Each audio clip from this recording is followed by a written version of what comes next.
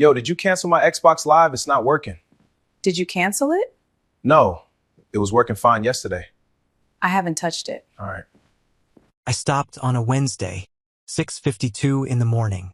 I was folding Trey's laundry, his third load that week, when he walked past the bedroom door without looking up and said, "Yo, did you cancel my Xbox Live? It's not working. Not good morning. Not thank you. Not even my name. Just did you cancel it?" I set his shirt down slowly. My hands were still warm from the dryer. I walked to the window and looked out at the driveway. Both cars. Both mine. The insurance on both of them. Mine. I picked up my phone and opened my notes app. I typed 4 words. Day 1. Clock running. I didn't say a word to Trey. I just stopped. Before I go further, I need you to understand something about me. My name is Noel Briggs. I am 33 years old. I have a master's degree in urban policy. I manage a mid-size housing advocacy organization. I mentor 3 young women on the south side of Columbus. I meal prep on Sundays, chair a community board, and still somehow manage to keep a household running for 2 people, when only one of us is actually doing the running. Petty is not something I do. I don't have time for it. This was not revenge. This was documentation. Trey Calloway and I had been together for 9 years. Married for 6. We met at a mutual friend's birthday in Cincinnati. He was loud in the best way. Magnetic, the kind of man who remembers your coffee order without being asked. For 2 years before we got married, he made me feel like I was the most important thing in any room. What I didn't understand then, what I was too in love to see, was that his effort had a condition attached to it. He gave when he was still trying to win. The moment he felt certain of me, the effort quietly packed up and left. First year of marriage, I noticed a utility bill I thought he was handling had gone unpaid for 2 months. He apologized, said things were tight, promised to catch up, covered it. By year 2, covering it wasn't even a conversation. By year 4, I had a household budget spreadsheet I updated every month that Trey had never once opened. My mother Paulette saw it before I did. She came to visit us the Thanksgiving of year 3 and pulled me into the kitchen while Trey sat on the couch watching football. "Baby," she said, keeping her voice low, "you've been in here for an hour and a half. Does he ever cook?" I told her I liked cooking. She looked at me with something I couldn't fully read at the time. Love and something heavier underneath it. "Noel," she said, "liking something and being the only one who does it are 2 different things." I carried that for years before I understood what she was actually telling me. My mother passed 14 months ago. Stroke. Sudden. Trey was at a conference in Nashville and came home 2 days later. I handled the arrangements, the hospital paperwork, the cremation authorization. I paid for all of it, and I still added his name to the sympathy card I sent to her church. So when I typed those 4 words on that Wednesday morning, it wasn't impulsive. It was the end of a very long calculation. The rules were simple. My half of the mortgage, my name is the only one on it, which I'll come back to, stayed. My own groceries when I was eating alone. My own gas. My own life. Everything else stopped. Trey's streaming accounts. His gym membership I'd been auto-paying since 2022. His phone plan. The household groceries I'd been buying without question for 6 years. The random subscriptions I'd absorbed into my budget because he never thought to ask whether they cost anything. All of it. Gone quiet. I called my best friend Priya that afternoon from my car. Priya has known me since we were 19. She is the only person I will say the completely unedited truth to. She listened to the whole thing without stopping me. "So you just stopped everything," she said.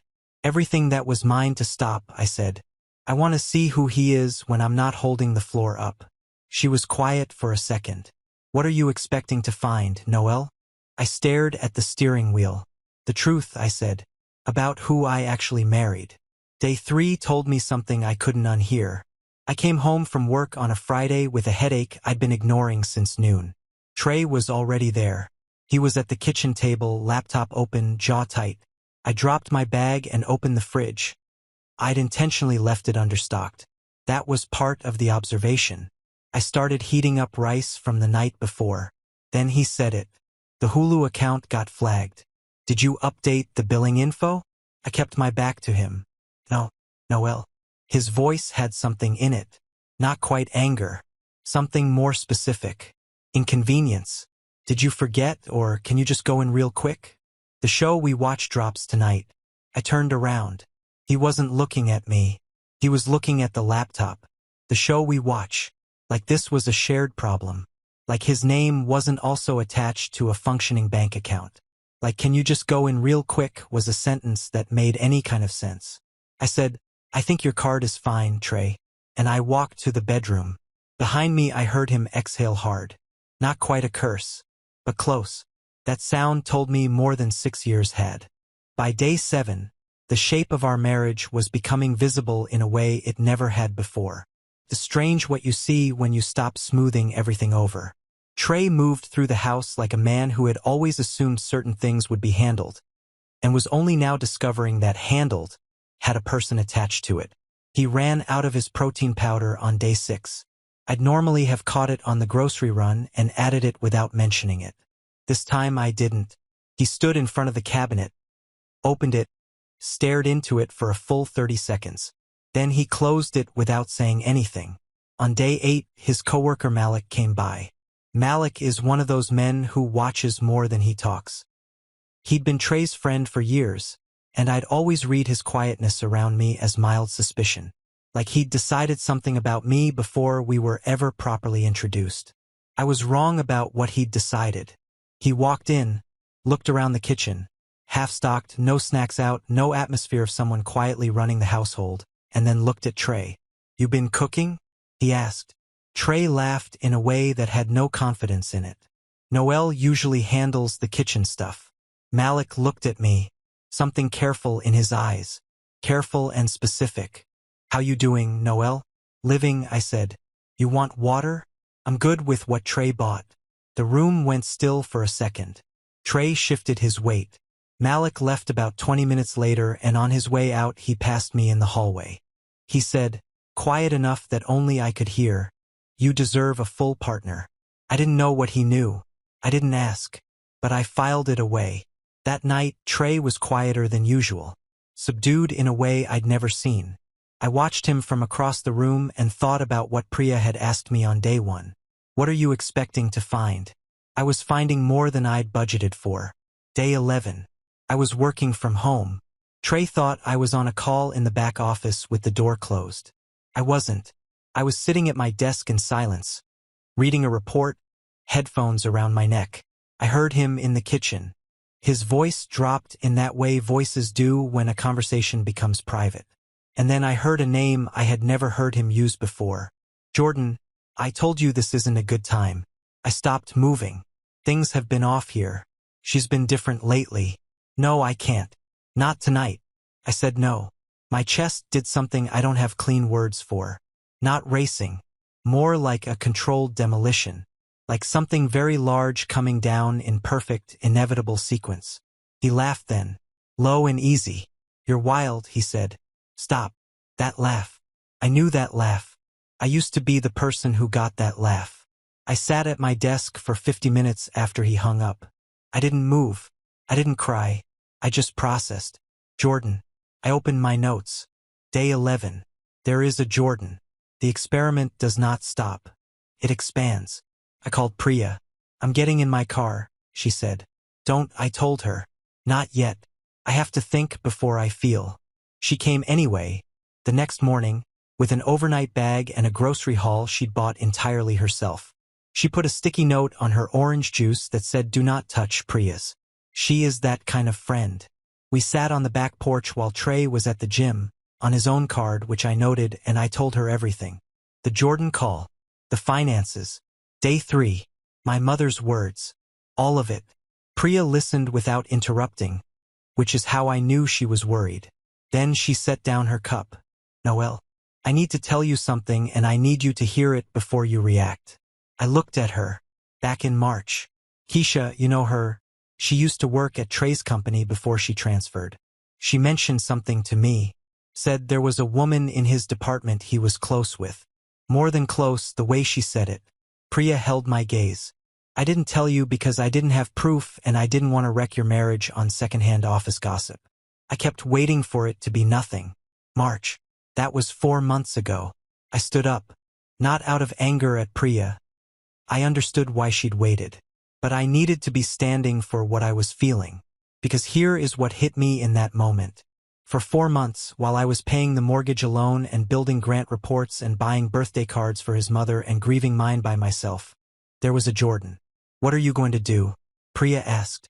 I looked out at the driveway, at both cars, at the house. Finish the 30 days, I said. I need the whole picture before I move. She nodded slowly. And then, I thought about what my mother told me once, standing in my childhood kitchen, looking at me the way only she could. Then I start over in something I actually own. Day 14, the halfway point. Trey had figured out something was different. He hadn't figured out what, but the pattern had shifted enough that he was starting to circle the edges of it. He cooked dinner that night. Pasta. Overcooked. I ate it without comment. You've been somewhere else lately, he said. Work has been heavy, I said. Noel. He set his fork down. Is something wrong with us? I looked at him across the table. This man I'd spent 9 years building something with. I thought about Jordan. About March. About my mother. About day 3 and the Hulu account and can you just go in real quick? I said, if something were wrong with me, if I was struggling, what would you notice? What would change for you? He frowned. What kind of question is that? Just answer it. He thought about it. Actually thought. I'd notice. I'd ask you. I nodded. Took a bite of pasta. Okay, I said. That's it? That's it. The truth was I believed him. He would notice. He would ask. And then he would wait for me to solve it. That had always been the pattern. Trey Calloway was a man who identified problems and then waited for Noel to resolve them. I'd just never seen it that clearly before. I typed 2 words into my notes under the table. Day 14. Clarity. Day 17. I want to be honest about what I did because this story doesn't work if I'm not. I took the name Jordan, the company Trey worked for, and the pieces I had, and I gave them to my colleague Dre, who I trust completely and who has a particular talent for finding information discreetly. 2 days later, he sent me a LinkedIn. Jordan Fess, 29. Account manager. Same company as Trey. Different floor. She was beautiful. I'm going to say that plainly because the story requires honesty. Objectively beautiful. And something in her profile picture. This easy, open smile hit me in a way I wasn't ready for, because I recognized it. Not her face. The expression. The ease of someone who hasn't yet been asked to manage everything while someone else takes up space. I didn't reach out to her. I want to be clear about that. Jordan Fess was not my enemy. She was a woman who may or may not have known the whole truth. I gave her every benefit of the doubt I had. My problem was the man who came home to me at night. I sat in my parked car in a CVS lot for 25 minutes staring at her photo. Then I called my older brother Caden in Memphis. Caden is 7 years older than me. He doesn't talk much. When he does, it lands. I told him everything. He was quiet for a long time after I finished. Then he said, "Don't move until you're certain. And when you move, move all the way. No halfway steps. You hear me?" "Yes." "I'm flying in on day 30. I hadn't asked him to come. He'd already decided. That's what it means to have a brother like Caden. Day 22. I had planned to finish all 30 days. Trey ended that plan himself. He came home with an energy I'd never seen on him. Nervous and aggressive at the same time. The specific combination of a person who suspects they've been found out but hasn't confirmed it yet. He sat across from me and said, "Who did you have looking into me?" I didn't move. "I don't know what you mean." "Dre from your office." His voice was tight. He was asking around my company. People noticed. Dre had been less careful than I'd hoped. I felt a quick flash of frustration, then let it go. Trey leaned forward. "Noel, what is happening? What is this?" I set down the book I'd been holding. I said, "Who is Jordan?" The silence that followed was the loudest thing I'd experienced in 9 years of marriage. His face ran through 5 expressions in 4 seconds.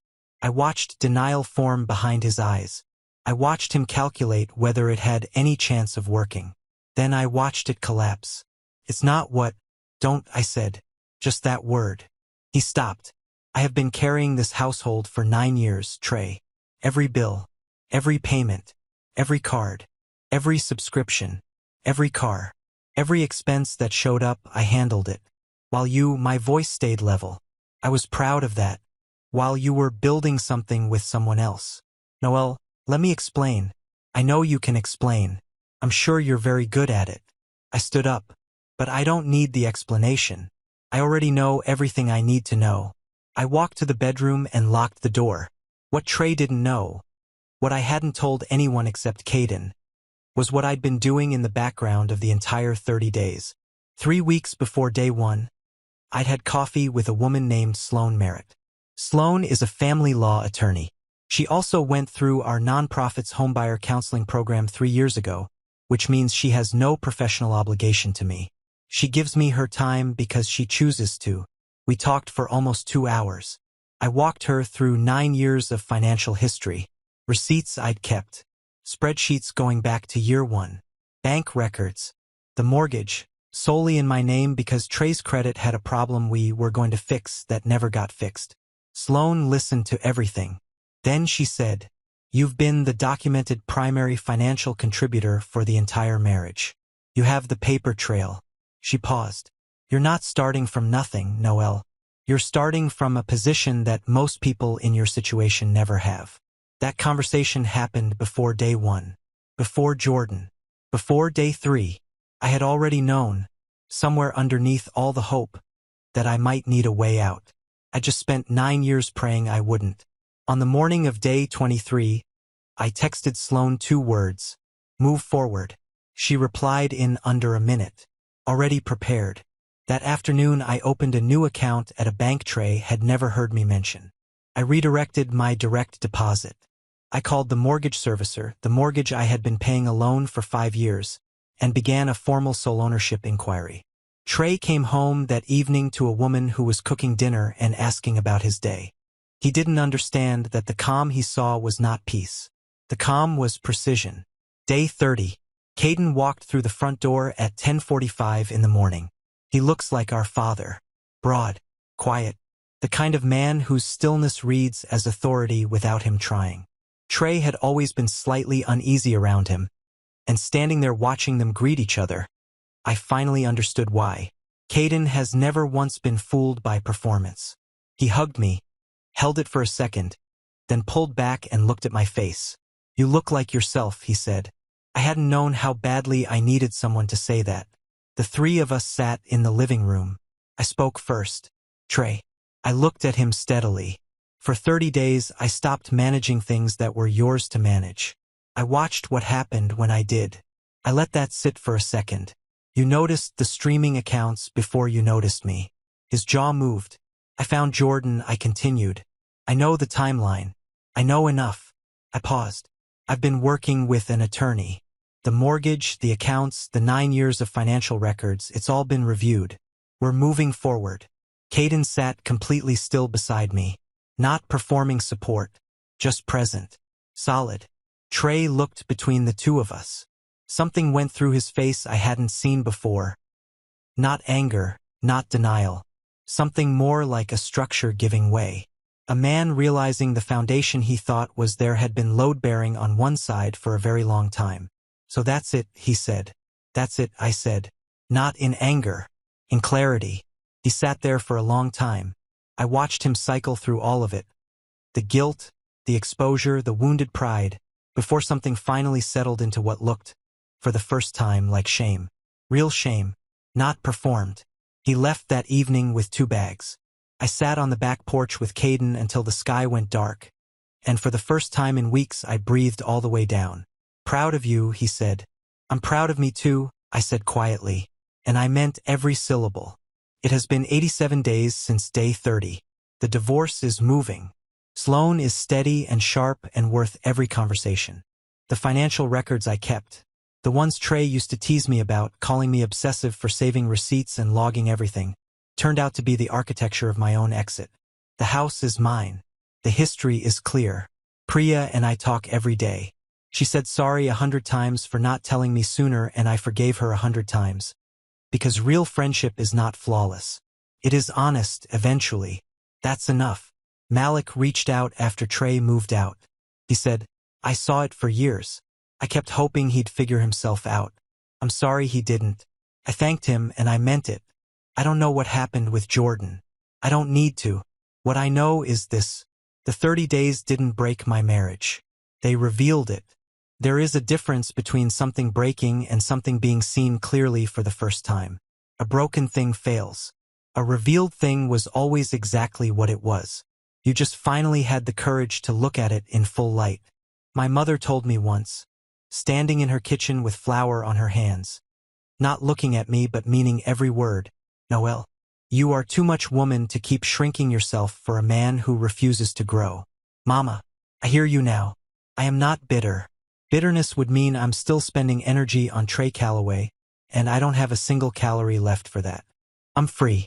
I planted something new. This time, I planted it in ground that belongs to me.